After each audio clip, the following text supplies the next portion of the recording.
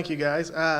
So, uh, this church has really helped me experience God over the last few months that I've been here. I've been coming to this second service for a little while now, maybe 3 months or so, and I've seen God as if He were sitting in the front row in the flesh through the work here.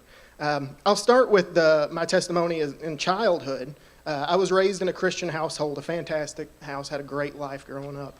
I was baptized and saved when I was 12, and I had a childlike faith at the time because I was literally a child, and it was about an inch deep. You know, it wasn't a very strong faith at all, but it was still there. And but I knew that when something bad came along, it could be easily shaken, and that's what happened in 2010 when I was 17. My mother was an outstanding woman, devoted Christian, a missionary. She went to Romania in the last year of her life to do a medical mission there, and she was a Sunday school teacher, just outstanding woman. And she was unfortunately killed by a drunk driver my senior year of high school. And that really shook me tremendously. I think that would shake anybody, but you know, I was 17 at that very formative age. And it just seemed so unfair that something like that could happen to a good Christian woman. We were doing everything right, and it really shook me. And right about that time, I went off to college and didn't have that church, to be there with me through that difficult time. So I sort of distanced myself from God during that time. And, I did fine from the outside. I did good academically, professionally and everything. But really, I was feeling a profound sense of a lack of purpose and worry that just, consumed me all the time. After I graduated college, I went to work for a little while before I went to law school, and I started to feel a little tug back towards God. And me and my wife, we were engaged at the time, found a nice little church in northern Kentucky that was fantastic, and we started going, but I was just a Sunday-only Christian. I didn't pray. I didn't have any sort of relationship with God at that time either.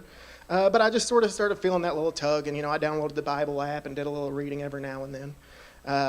But throughout law school, up until I moved back home, I didn't really feel that connection with God. And back in April of this year, my wife found out that we were expecting a child. We're expecting him on Christmas Eve of this year.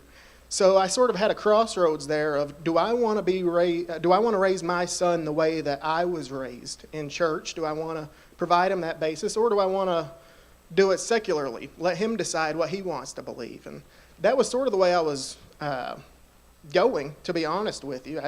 I felt like I might be brainwashing him if I, did anything else, as silly as that sounds looking back. But so what I did, I'm a lawyer, so I put it to a test. I was sort of having a trial run here.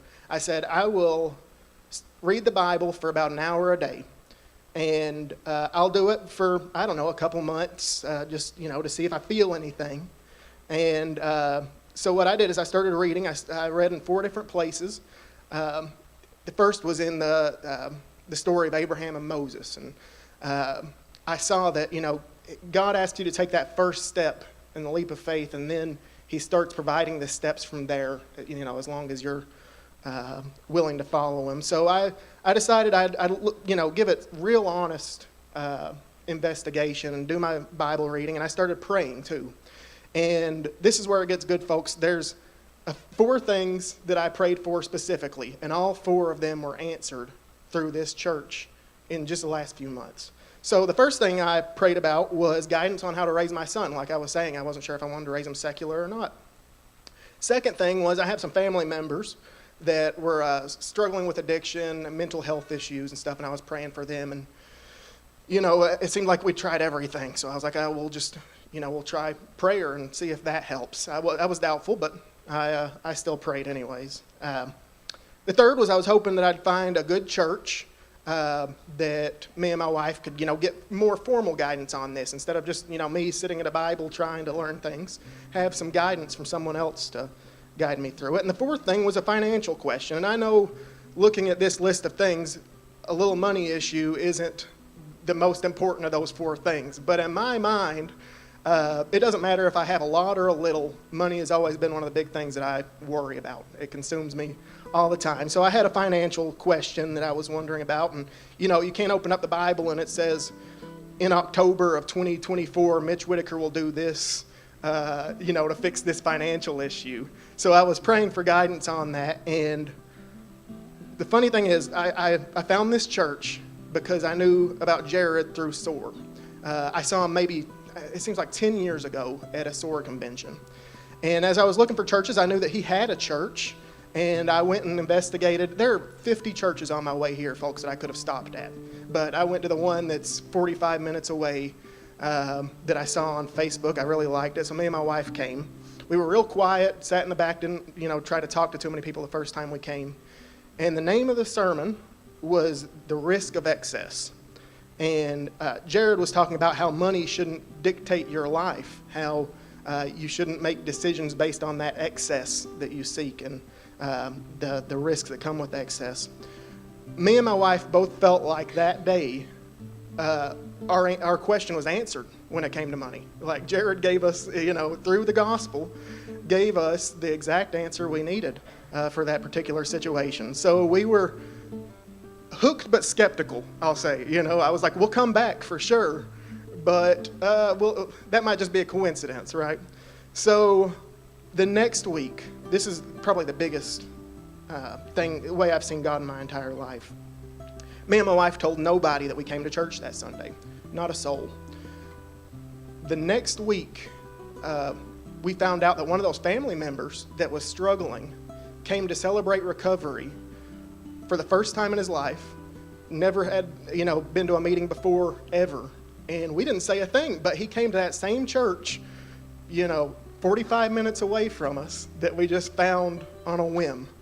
And that was just, the coincidence was too significant for me to ignore at that point. But I was still feeling a little hesitant because I'm a skeptical guy, so I was like,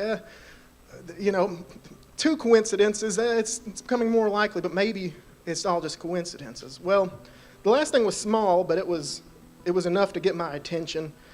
I looked online to see where I could find more guidance on when God is speaking to you. And I found this book, you all might have heard of it. It's called Experiencing God. And I started listening to it on audiobook. And about that same time, I added Jared on Facebook.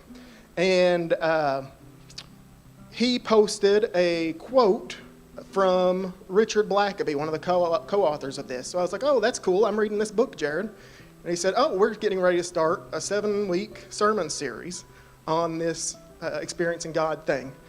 I'd never heard of that book a day in my life before that day.